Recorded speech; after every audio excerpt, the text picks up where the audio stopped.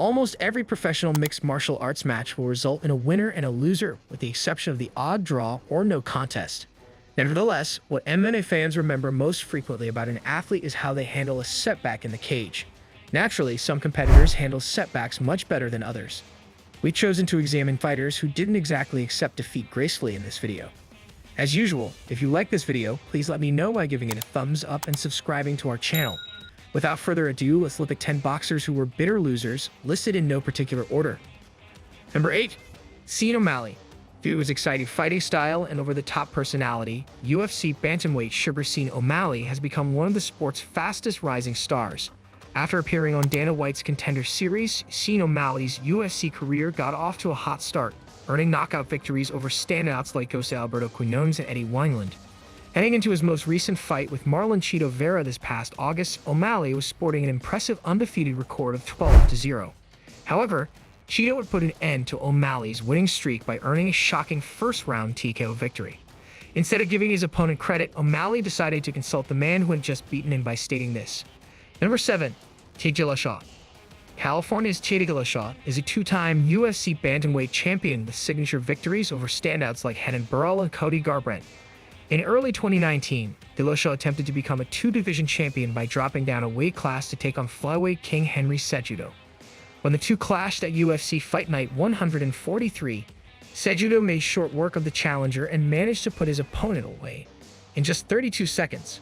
Furious with the result, Dillashaw accused referee Kevin McDonald of stopping the fight early. He stops punching.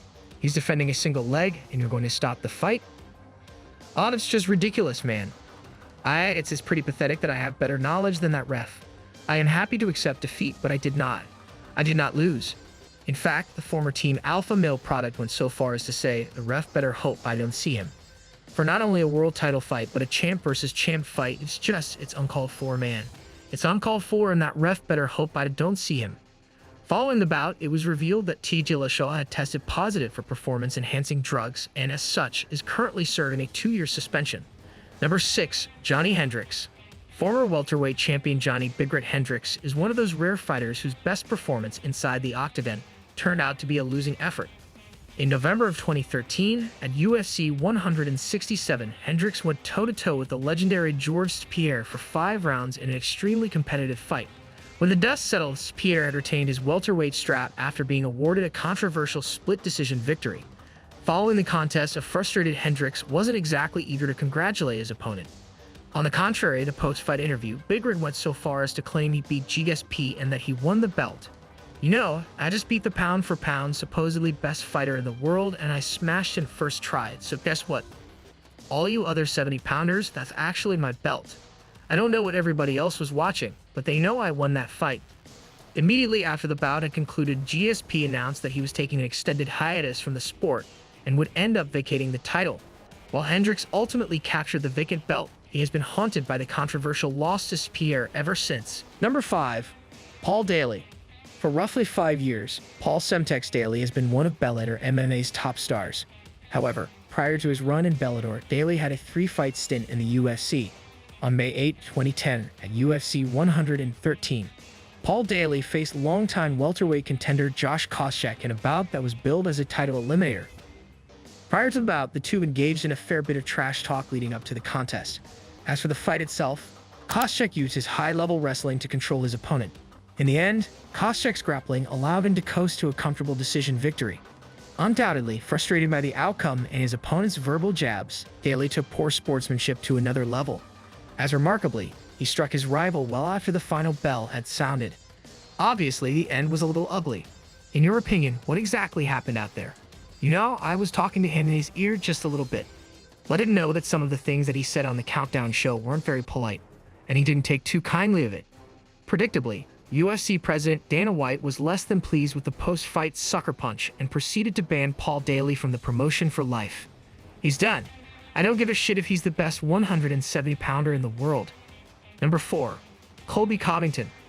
After a relatively quiet start in the UFC, Colby Covington has become one of the organization's most polarizing figures. The outspoken fighter is a former interim welterweight champ who has beaten some of the division's best, including Damian Mayer, Robbie Lawler, and Tyron Woodley.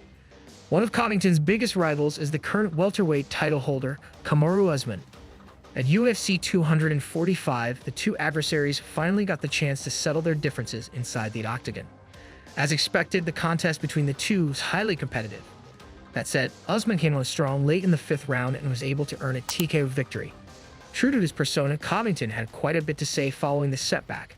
And as is often the case with technical knockouts, Covington claimed that the referee stopped the fight too soon. He would then take to social media and refer to Mark Goddard as a fake ref. On top of all that, Covington also took exception to some of the fouls caught earlier in the match. The dude got hit in the liver and he was ready to fold up like a lawn chair, and then all of a sudden he wants to call a nut shot. That's the fakest foul I've ever heard in all of fighting. Despite the record book saying otherwise, it's fair to say that Covington considers his UFC 245 loss to be fake news. Number 3, Nick Diaz. After demanding it several times, the outspoken welterweight was finally granted a shot at Georges Pierre for the world title at UFC 158.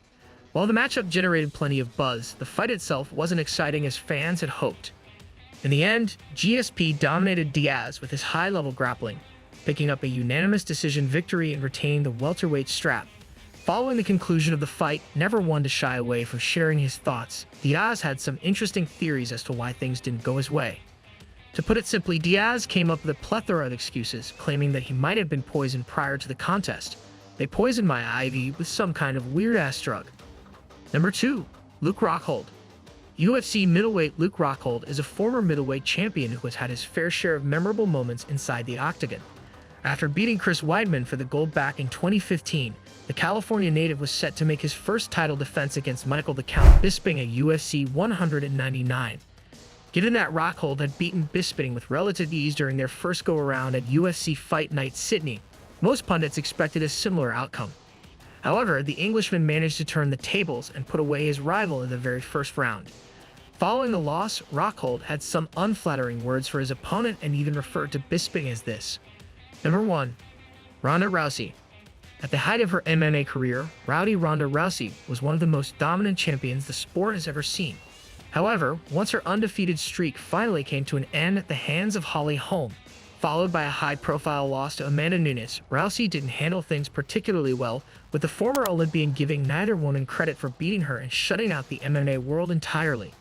Rousey, who credits her mother for a good deal of her combat sports success, would explain, "One thing my mother never taught me was how to lose."